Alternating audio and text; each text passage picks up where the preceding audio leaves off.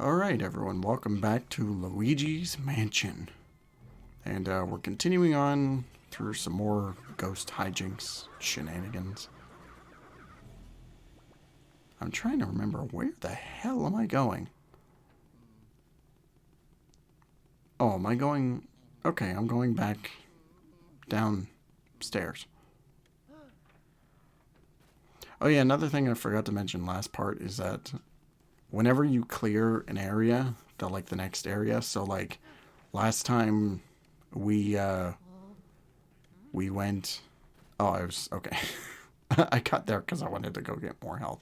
There is a heart in Chauncey's room, the baby, which gets you 50 points of health. Which is going to be, like, if you're a first-time player, that's going to be incredibly helpful because there's going to be certain sections later on that will really mess with you. So, and so it's a good idea, like, if you're feeling real low on it, like if you're at least a little under 50, it's a good idea to go back to Chauncey's room and to get the health back. So now we have this ghost here, who's just playing pool. He's minding his business, and we just have to hit him with his own pool balls. So basically just like the grandma, except this time he's not like shooting lasers or anything at you. This portrait ghost is kind of a pain to deal with. The balls are flying in all sorts of directions, and it's hard to get a grasp on one. And then you have to get a clean shot at him, which is kind of hard right now because he's mostly invisible. But I think this is the one here. And if I recall, you have to hit him again with another ball, like after you lose track of him while you're sucking him up. If you don't get him in one shot, you might have to hit him with another ball. I forget, but yeah, this one was kind of like a wait and see type thing. Yeah, I think you just gotta... Or let me see. Seriously, why am I forgetting all this stuff? Oh no, you gotta hit him with another one. I was wrong. There you go. So you just suck up the ball, hit him, it'll stun him, and then you can take him out. So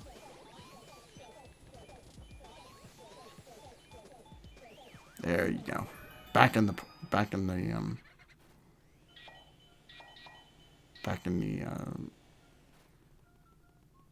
whatever this is, in the poltergeist.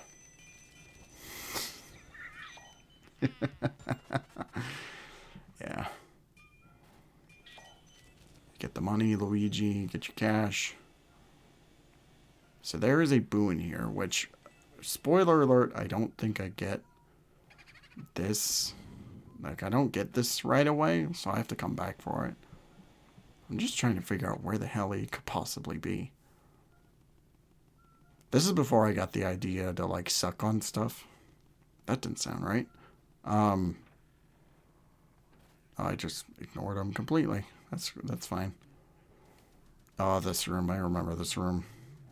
So with the lights on, the projector on, you can't see the ghost at all. So the only inclination is a little, like, you can see their shadows in the projection screen, or you can see the, like, little mist kind of following you around. That's your only real clue. Or you can see the mist when they appear.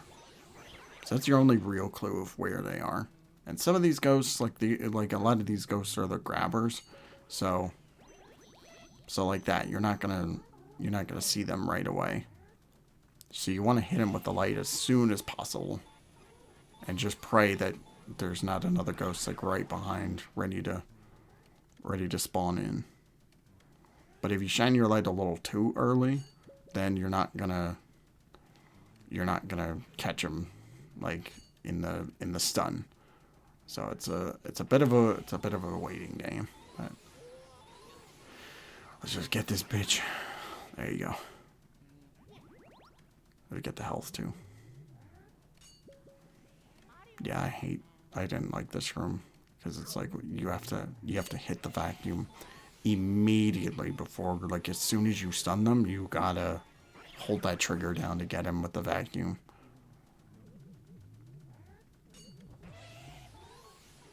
And there's quite a number of ghosts in this room. I forget if this is... There's like maybe a couple more, I think. This room feels like it takes forever. Oh, damn.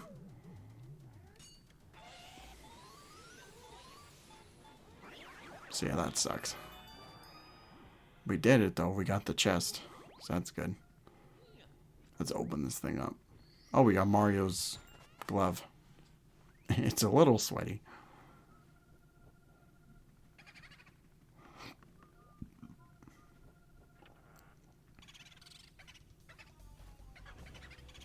Yeah, these boos you're gonna see later. But like, if I had recorded the full boo encounter for like the latter half of the game, when they have like 300 HP, this playthrough would not be 12 parts. It would just take way too long. There would probably be like 2 or 3 parts in between of me just trying to catch the remaining boos. So thankfully I edited them all down. Yeah, I'm trying to... Yeah, I think I just leave here in a minute. I was just searching around and I was... Like, I couldn't figure it out where it was. That little boo, he's laughing at me. He's laughing at me. Me being an absolute dumbass, but...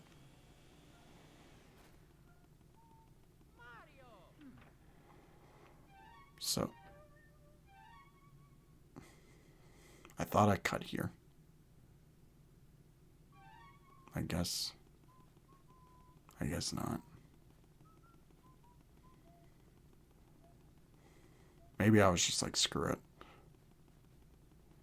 Or no, okay, now I remember. I was coming back to Madame Clairvoyant to get the item checked out.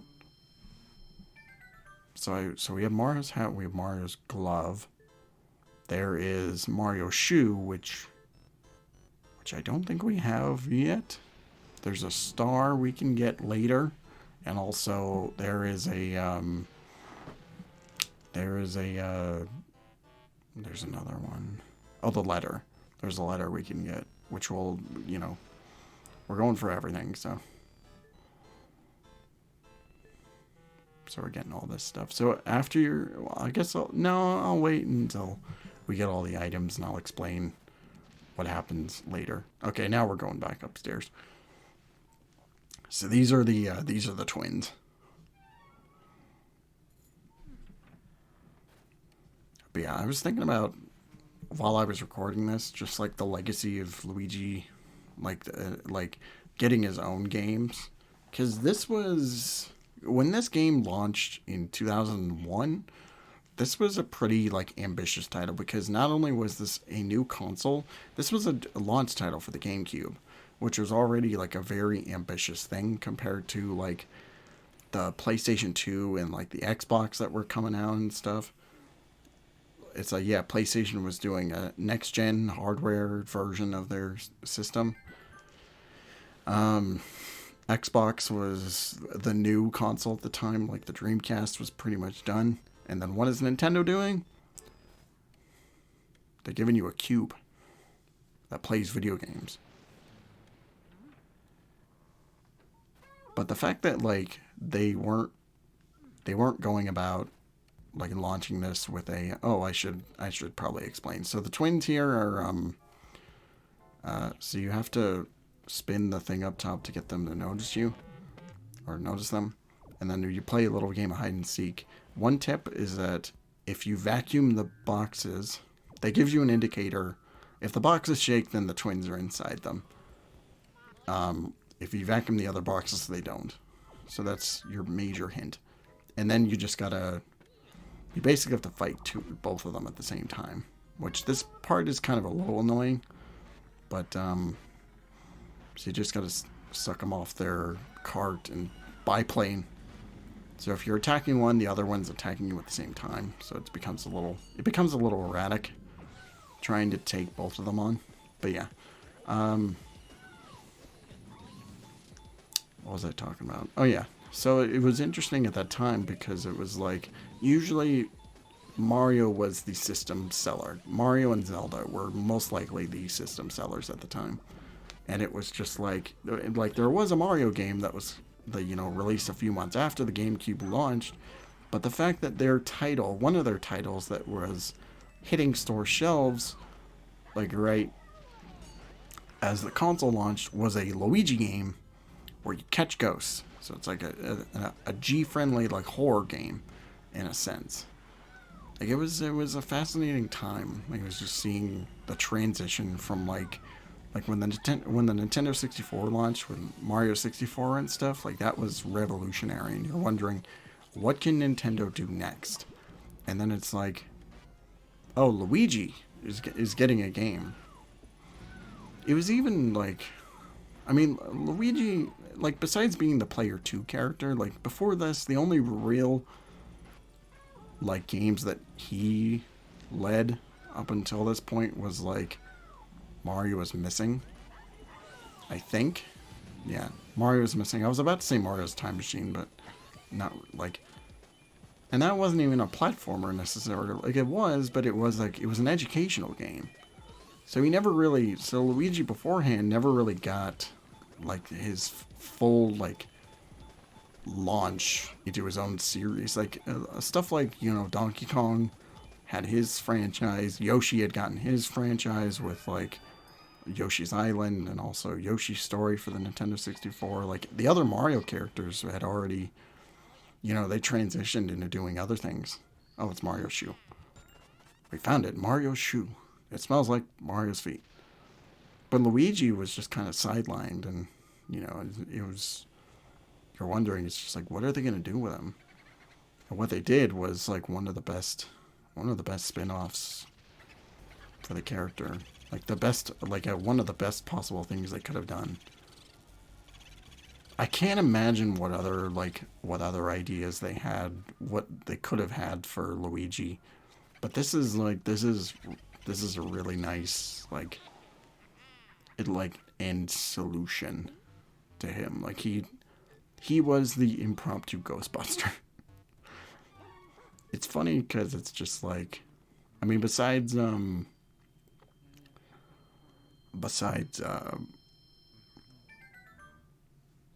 like some other title, like some titles later on, like it's just like this was mostly Luigi's stick. I mean, the 2000s was an interesting time for Luigi. It was like he was kind of at the forefront with this game, and then he was like, there was the Mario and Luigi stuff, and he was relegated to mostly side stuff. But like, it was interesting that like he got a spin-off in some form or fashion, but it was like it was not the one that like you were expecting. It was weird. Yeah.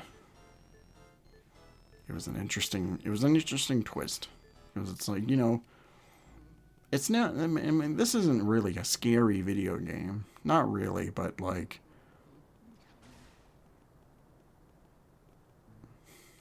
it was just weird because it's like, it has that like, this a little bit, like, you think about like Mario 64 and stuff and like how happy-go-lucky that was.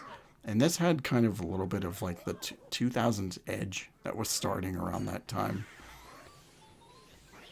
So, and it's a shame that we didn't get a sequel to this until 2013 on a handheld of all things. But I'll talk about the legacy of Luigi's Mansion in another part, maybe the next part. But it was interesting because it's like it's amazing what they've done with Luigi and what they haven't done with Luigi, because it feels like they haven't really done a whole lot, while also doing plenty.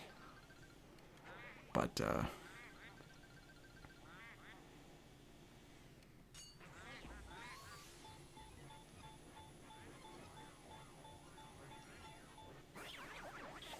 I always think about how at that time, like you think about like the forerunners of like the mid to late 90s was like you had the PlayStation and the Nintendo 64. Sega was kind of like the odd man out.